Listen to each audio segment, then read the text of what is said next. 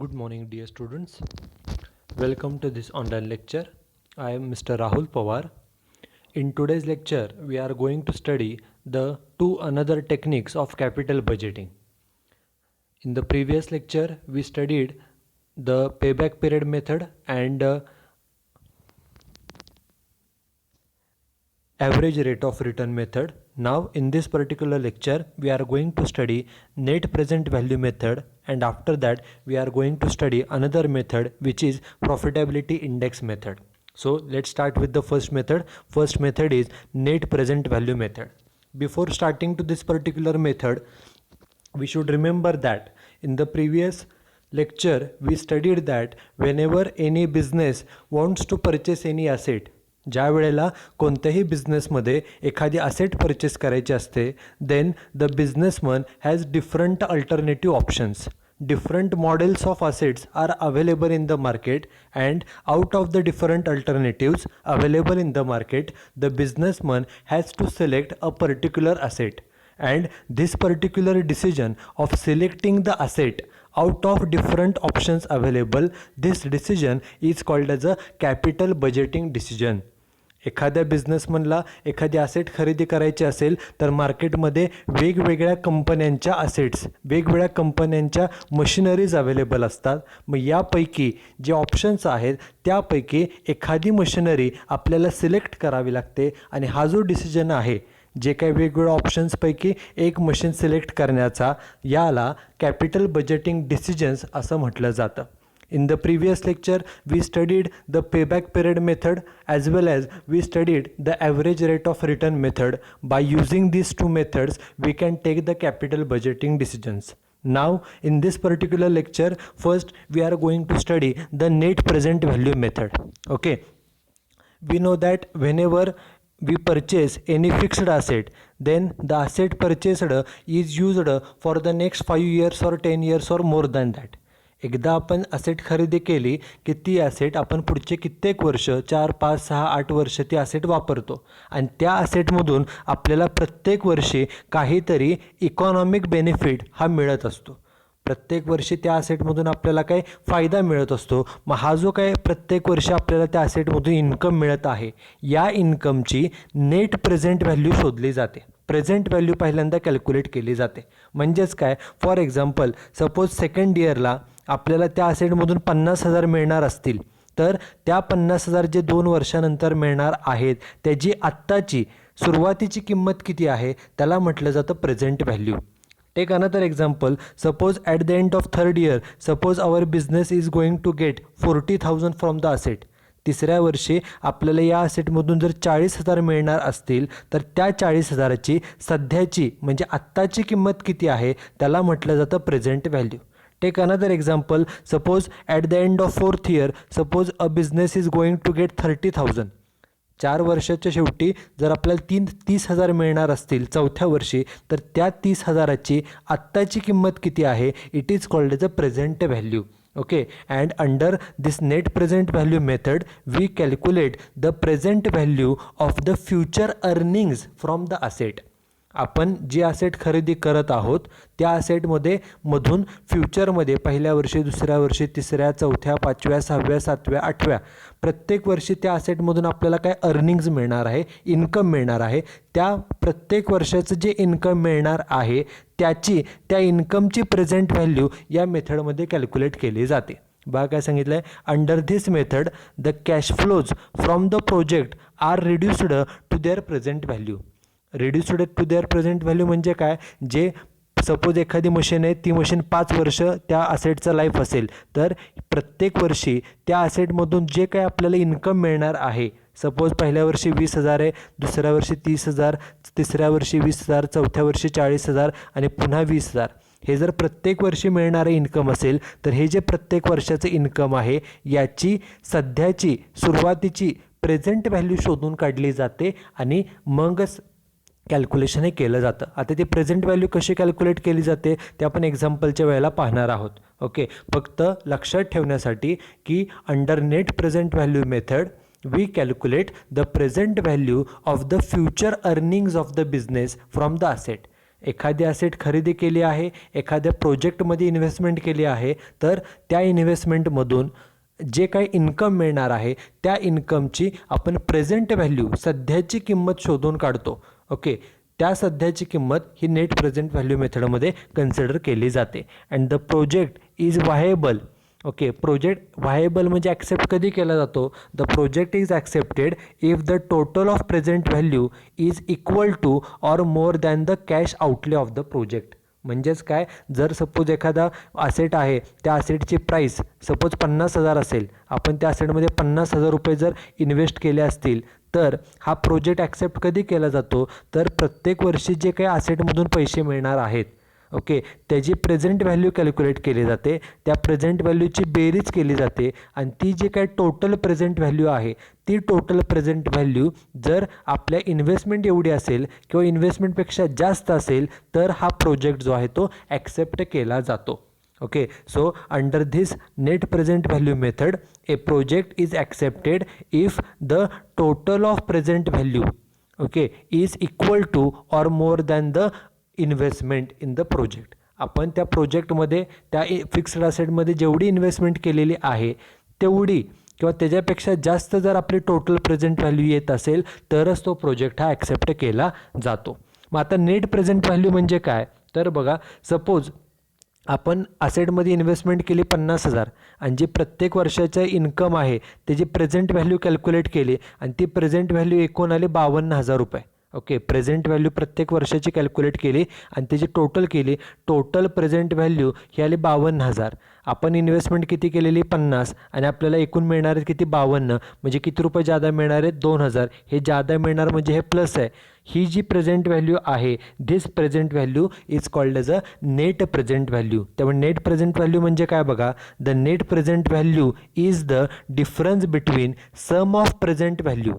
Present व्हॅल्यूची जी बेरीज आहे, जी आपली 52,000 आलेली आहे, त्यामधला फरक and it's present value and it's cash outflow. आपण इन्व्हेस्टमेंट असेटमध्ये किती केलेली? 50,000. 50,000 इन्व्हेस्टमेंट केली म्हणजे आपले 50,000 रुपये गेले, त्याला कॅश आउटफ्लो म्हटलं जातं. आणि 5 वर्ष या असेटचं लाईफ आहे, त्यामधून जे इन्कम मिळेल त्याची जी आपण प्रेझेंट व्हॅल्यू कॅल्क्युलेट केली, त्याची जी ही बेरीज आहे 52,000 रुपये, याला म्हटलं जातं टोटल प्रेझेंट व्हॅल्यू.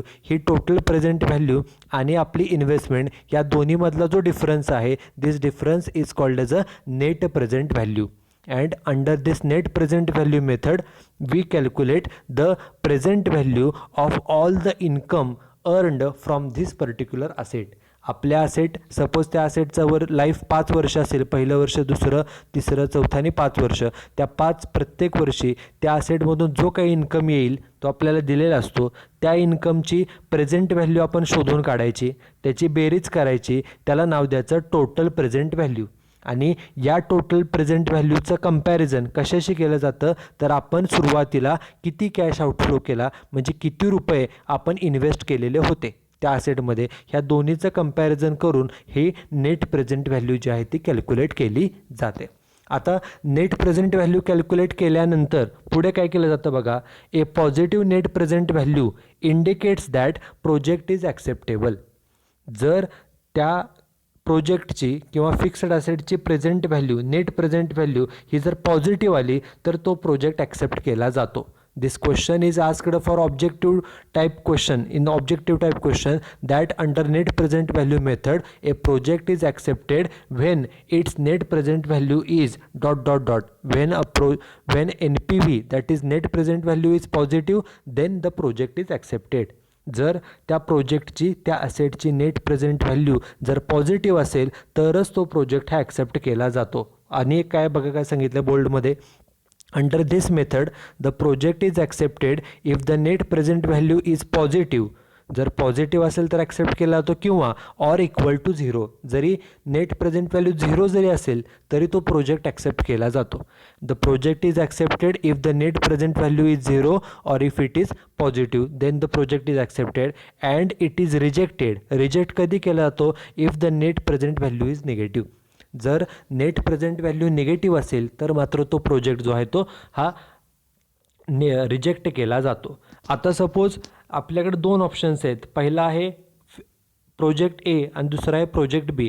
ह्या दोन्हीची पण प्रेझेंट व्हॅल्यू जर पॉझिटिव्ह आली, okay, if the net present value of two alternatives is positive, दोन्ही प्रोजेक्टची दोन्ही ऑप्शनची नेट प्रेझेंट व्हॅल्यू जर पॉझिटिव्ह आली तर त्यापैकी कोणता प्रोजेक्ट सिलेक्ट करायचा, तर दोन्हीपैकी a project which has higher net present value, दोन्हीची नेट प्रेझेंट व्हॅल्यू तर पॉझिटिव्हच आहे, मग यापैकी ज्याची नेट प्रेझेंट व्हॅल्यू ही जास्त मोठी आहे तो प्रोजेक्ट हा नेहमी ॲक्सेप्ट केला जातो. बघा, using this method project would be ranked in the order of net present value. Ranking केलं जातं कशाप्रमाणे, first rank will be given to the project with highest positive net present value. ज्या प्रोजेक्टची नेट प्रेझेंट व्हॅल्यू सर्वात जास्त आहे, positive आहे आणि जास्त आहे, त्या प्रोजेक्टला एक रँक दिला जातो, फर्स्ट रँक दिला जातो आणि तो प्रोजेक्ट नेहमी सिलेक्ट केला जातो. So this is first method, that is net present value method.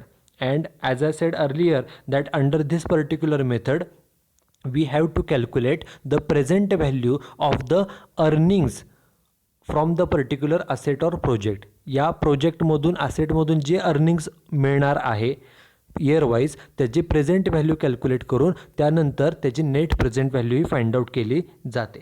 Okay, this is first method. And second method is profitability index method. Okay, आता प्रॉफिटेबिलिटी इंडेक्स मेथड कॅल्क्युलेट करण्यापूर्वी किंवा त्यापूर्वी आपण हे जे प्रेझेंट व्हॅल्यू मेथड आहे, net present value, त्याचं example बघूया. This is example number 1. A company is considering to purchase a machine. This is the first sentence of the example, and in this sentence it is mentioned that a company wants to purchase a machine. Two machine each costing rupees 40,000 are available. मार्केटमध्ये 2 machines available आहेत, दोन्हीची किंमत 40,000 एवढी आहे. त्या दोनपैकी एक machine select करायचे. Earnings after tax but before depreciation are given.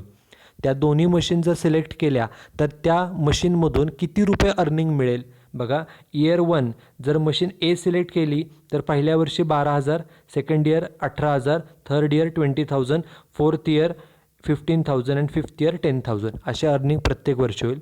If we select machine B then in first year we will earn 8,000 rupees, in the second year 16,000, third year 24,000, fourth year 18,000 and in the fifth year we will earn 14,000. Okay, so these are the earnings from machine A and machine B.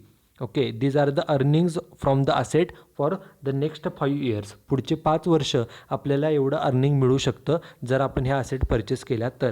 ह्या दोन्हीपैकी एकच asset purchase करायचे. पुढे सांगितले evaluate the 2 alternatives.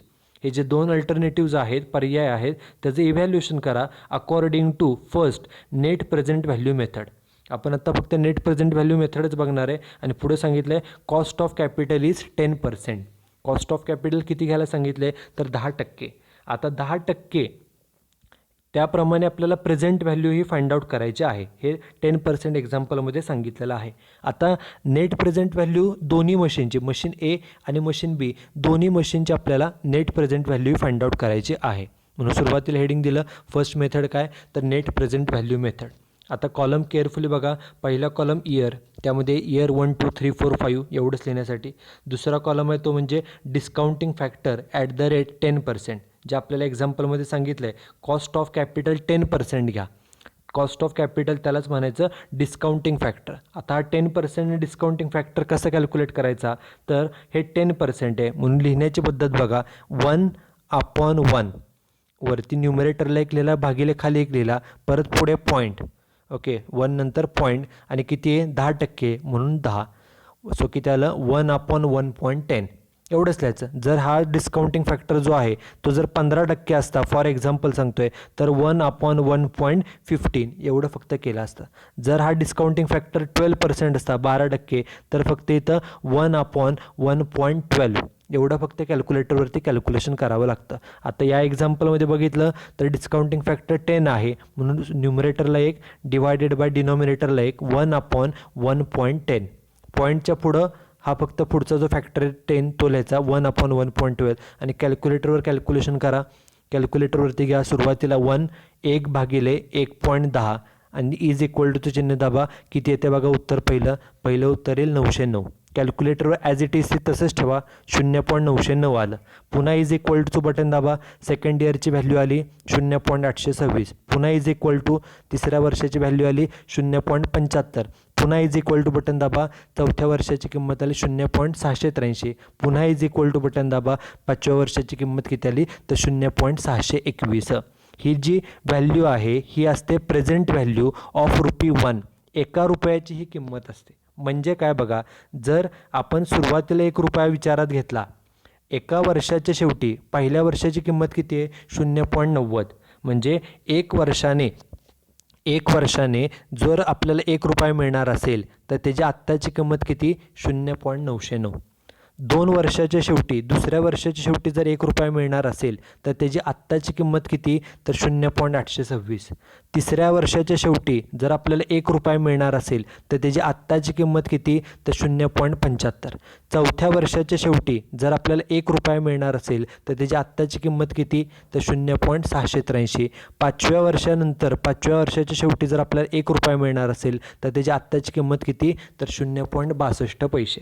Okay, म्हणजे यामध्ये आपण जे काही आपल्याला पुढचे 5 वर्ष अर्निंग्ज मिळणार आहेत त्याची आपल्याला प्रेझेंट व्हॅल्यू शोधण्यासाठी हा डिस्काउंटिंग फॅक्टर असतो आणि हा नेहमी 1 रुपयासाठी कॅल्क्युलेट केला जातो. कॅल्क्युलेशन कसं करायचं बघा, तर 10% सांगितलं म्हणून कॅल्क्युलेटर 1/1 1 पॉईंट, फक्त पुढे किती घ्यायचं 10% म्हणून 1/1.10 आणि इज इक्वल टूचं बटन दाबलं की पहिल्या वर्षाची किंमत मिळते 0.909. ते पहिल्या वर्षाच्या समोर लिहिली.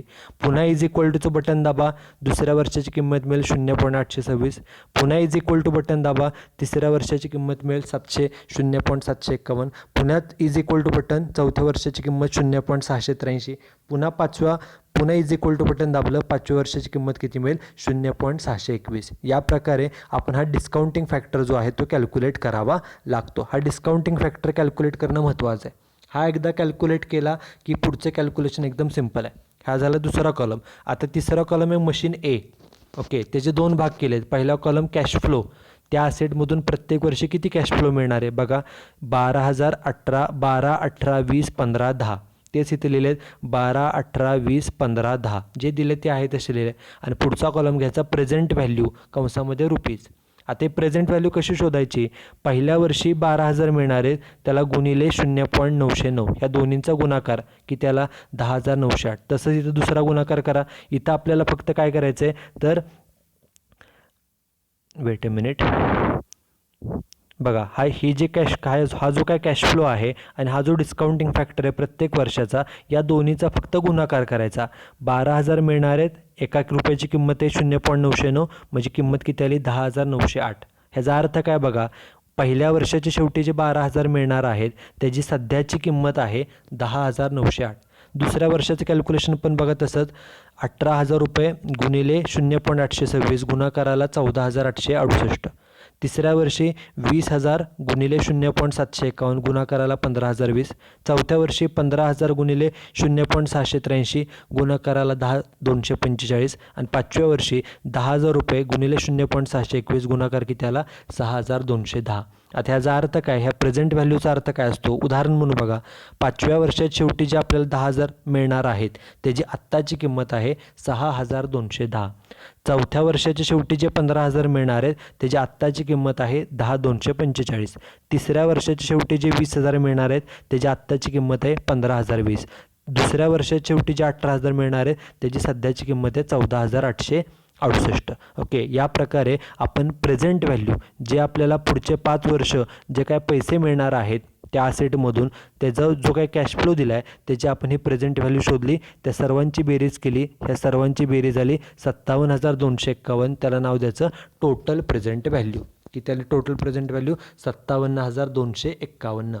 म्हणजे पुढचे 5 वर्षामध्ये त्या असेटमधून जे काही इन्कम मिळणार आहे त्या इन्कमची टोटल प्रेझेंट व्हॅल्यू आली 57,251. आणि ह्या 57,251मधून त्या असेटमधून आपल्याला एवढे पैसे मिळणार. ओके, त्यातून कॅपिटल कॉस्ट वजा करायची. कॅपिटल कॉस्ट म्हणजे काय, ते असेट किती रुपयाची आहे, असेट आहे 40,000ची म्हणून 57,251मधून 40,000 वजा केले, वजाबाकी किती आली 17,251. उत्तर प्लस आले तर त्याला म्हणायचं नेट प्रेझेंट व्हॅल्यू. हे प्लस आलेलं आहे. किती आलं प्रेझेंट व्हॅल्यू 17,251. हे झाले पहिल्या असेटचे. तसं दुसऱ्या असेटचं पुढचा एक कॉलम घ्यायचा मशीन बी, त्याचे दोन भाग केले, कॅश फ्लो आणि प्रेझेंट व्हॅल्यू. कॅश फ्लो किती आहेत बघा, 8,000, 16,000, 24, 18 आणि 24. 8, 16, 24, 18, 24 तेच घेतलेत बघा. 8, 16, 24, 18 आणि 24 हे 5 वर्षाचे कॅश फ्लो दिलेले होते, ते आहे तसे घेतले. आता फक्त हे जे काय कॅश फ्लो आहेत याला फक्त गुणाकार करायचा आहे डिस्काउंटिंग फॅक्टरने. मग पहिल्या वर्षी काय येईल, 8,000 गुणिले 0.909 गुणाकाराला 7,272. दुसऱ्या वर्षी 16,000 गुणिले 0.826 गुणाकाराला 13,216. तिसऱ्या वर्षी 24,000 भागिले 0.751 गुणाकार 18,024. चौथ्या वर्षी 18,000 गुणिले 0.683 गुणाकार 12,294. आणि पाचव्या वर्षी 14,000 गुणिले 0.621 गुणाकार किती आला, 8,694. ओके, जे काय कॅश फ्लो होते त्याची प्रेझेंट व्हॅल्यू कॅल्क्युलेट करण्यासाठी फक्त कॅश फ्लोला ह्या डिस्काउंटिंग फॅक्टरनं त्या वर्षाच्या डिस्काउंटिंग फॅक्टरनं गुणाकार केला आणि ही प्रेझेंट व्हॅल्यू जी आहे ती प्रेझेंट व्हॅल्यू ही कॅल्क्युलेट केली जाते. 5 वर्षाची प्रेझेंट व्हॅल्यू कॅल्क्युलेट केल्यानंतर त्याची बेरीज करायची. सगळ्याची बेरीज झाली 59,500. त्याला आपण नाव दिलेलं आहे टोटल प्रेझेंट व्हॅल्यू. ही पहिल्या असेटची होती, ही आता आली दुसऱ्या असेटची. टोटल प्रेझेंट व्हॅल्यूमधनं कॅपिटल कॉस्ट वजा करायची. कॅपिटल कॉस्ट म्हणजे असेटची किंमत. असेट किती रुपयाची आहे, 40,000. 40,000 लेस केले, 59,500मधून 40,000 गेले, वजाबाकी किती राहिली, 19,500. उत्तर आपलं प्लस आले 19,500. त्याला नाव द्यायचं नेट प्रेझेंट व्हॅल्यू. म्हणजे काय बघा, तर ही जी पहिली मशीन आहे किंवा दुसरी मशीन आहे, उदाहरण आपण दुसऱ्या मशीनचं बघूया की मशीन खरेदी केली 40,000ला आणि त्या असेटमधून मिळणार आहेत 5 वर्षामध्ये आपल्याला 59,500, म्हणजे 19,500 जादा मिळणार आहेत. तसंच पहिली मशीन आहे ती पण आहे 40,000ची आणि 5 वर्षामध्ये त्या असेटमधून आपल्याला 57,251 मिळणार आहेत, म्हणजे 17,251 जादा मिळणार आहेत. त्याला म्हणायचं नेट प्रेझेंट व्हॅल्यू. मग आता दोन्हीही असेटची नेट प्रेझेंट व्हॅल्यू पॉझिटिव्ह आली, प्लस आले. मग अशा वेळेला कोणती मशीन सिलेक्ट केली पाहिजे, अ machine with highest net present value. दोन्हीपैकी कुठल्या मशीनची नेट प्रेझेंट व्हॅल्यू जास्त आहे, तर मशीन बीची. म्हणून खाली लिहिले suggestion, machine B should be purchased as its net present value is higher. जर दोन्हीही मशीनची नेट प्रेझेंट व्हॅल्यू प्लस आली तर ज्या मशीनची नेट प्रेझेंट व्हॅल्यू मोठी आहे ती मशीन नेहमी सिलेक्ट केली जाते. Okay, this is first method, that is net present value method. आता या मेथडमध्ये आपण सुरुवातीला काय कॅल्क्युलेट केलं, तर इथं टोटल प्रेझेंट व्हॅल्यू कॅल्क्युलेट केली, ती आली 57,251 बरोबर. आणि त्याचं कंपॅरिझन कॅपिटल कॉस्ट बरोबर केलं. आणि दुसऱ्या मशीनचं पण तेच, नेट टोटल प्रेझेंट व्हॅल्यू 59,500 आणि कॅपिटल कॉस्ट 40,000. आता जी दुसरी मेथड आहे, सेकंड मेथड आहे प्रॉफिटेबिलिटी इंडेक्स मेथड. आता प्रॉफिटेबिलिटी इंडेक्स मेथडमध्ये काय केलं जातं, तर ज्या दोन्ही मशीन्स आहेत, मशीन ए, या मशीन एचा आणि मशीन बीचा, दोन्हीही मशीन्सचा इंडेक्स, प्रॉफिटेबिलिटी इंडेक्स कॅल्क्युलेट केला जातो. आता तो कॅल्क्युलेट कसा केला जातो, त्याच्या अगोदर त्याचं थिअरॉटिकल पार्ट बघा काय, profitability index method. Profitability index is the ratio of present value and initial cash outflow of the project. म्हणजेच काय, आपण ह्या असेटमधून आपल्याला टोटल प्रेझेंट व्हॅल्यू किती मिळणार आहे, 57,251. याचं कंपॅरिझन इन्व्हेस्टमेंट बरोबर करायचं. आपली इन्व्हेस्टमेंट किती असेटमध्ये होणार आहे, 40,000. दुसऱ्या मशीनमध्ये पण बघा, इन्व्हेस्टमेंटमधून टोटल प्रेझेंट व्हॅल्यू मिळणार आहे 59,500. त्याचं कंपॅरिझन करायचं इन्व्हेस्टमेंट किती आहे तर 40,000. ओके, ह्या दोन्हीचं फक्त कंपॅरिझन, न्यूमरेटरला टोटल प्रेझेंट व्हॅल्यू आणि डिनॉमिनेटरला कॅपिटल कॉस्ट. फक्त टोटल प्रेझेंट व्हॅल्यूला कॅपिटल कॉस्टने डिव्हाइड केलं की आपल्याला प्रॉफिटेबिलिटी इंडेक्स मिळतो. बघा फॉर्म्युला काय, we have profitability index is equal to total present value divided by capital cost. पहिल्या मशीन एची बघा, इथंच आपण कॅल्क्युलेट केले, टोटल प्रेझेंट व्हॅल्यू किती आहे, 57,251, ती घेतली, divided by capital cost. Capital cost म्हणजे असेट किती रुपयाची आहे, असेट आहे 40,000ची, भागिले 40,000 केलं, रेशो किती आला, 1.43. हा पहिल्या असेटचा. तसं दुसऱ्या असेटचा मशीन बीचा बघा, total present value 59,500, formula total present value 59,500, भागिले काय करायचं, कॅपिटल कॉस्ट म्हणजे असेट किती रुपयाचे, 40,000चे, भागिले 40,000 केलं, किती आलं प्रॉफिटेबिलिटी इंडेक्स 1.49. त्यामुळे दोन्ही असेटचा प्रॉफिटेबिलिटी इंडेक्स कसा फाइंड आउट केला जातो, तर जी टोटल प्रेझेंट व्हॅल्यू आहे, जी आपण मगाशी इथं कॅल्क्युलेट केलेली आहे दोन्ही असेटची, टोटल प्रेझेंट व्हॅल्यू इथे कॅल्क्युलेट केले बघा 57,251 आणि 59,500. बघा इथे घेतलं 57,251 आणि 59,500. त्याला भागिले फक्त घ्यायचं कॅपिटल कॉस्ट. कॅपिटल कॉस्ट पण इथे बघा 40,000 आणि 40,000. कॅपिटल कॉस्ट म्हणजे असेटची किंमत. त्यांना भागाकार करा. दोन्ही असेटचा प्रॉफिटेबिलिटी इंडेक्स मिळाला किती 1.43 आणि 1.49. ओके, आता दोन्हीही असेटचा प्रॉफिटेबिलिटी इंडेक्स कॅल्क्युलेट केला. एखादी असेट कधी परचेस केली जाते जर प्रॉफिटेबिलिटी इंडेक्स हा एकापेक्षा जास्त असेल. If the profitability index is higher than 1, एकापेक्षा जास्त असेल तर ती असेट सिलेक्ट केली जाते. बघा इथं काय सांगितलं आहे, the project is accepted if profitability index is greater than 1.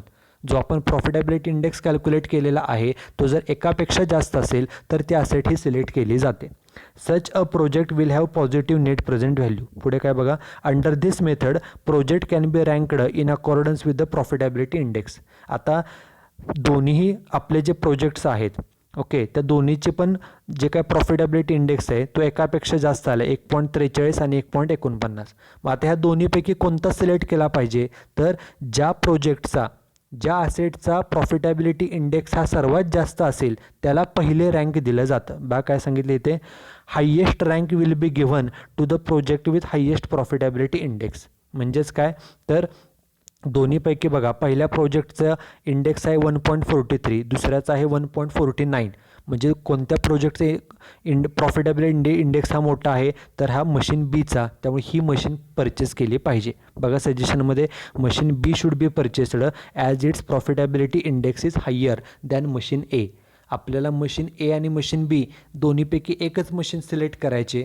दोन्हीही मशीनचा प्रॉफिटेबिलिटी इंडेक्स हा एकापेक्षा जास्त आहे. मग दोन्हीपैकी कोणती मशीन सिलेक्ट करायची तर अ machine with highest profitability index should be purchased. त्यामुळे दोन्ही मशीनपैकी मशीन जी बी आहे त्याचा इंडेक्स हा जास्त आहे मशीन एपेक्षा. So machine B should be purchased. So this is second method, that is profitability index method.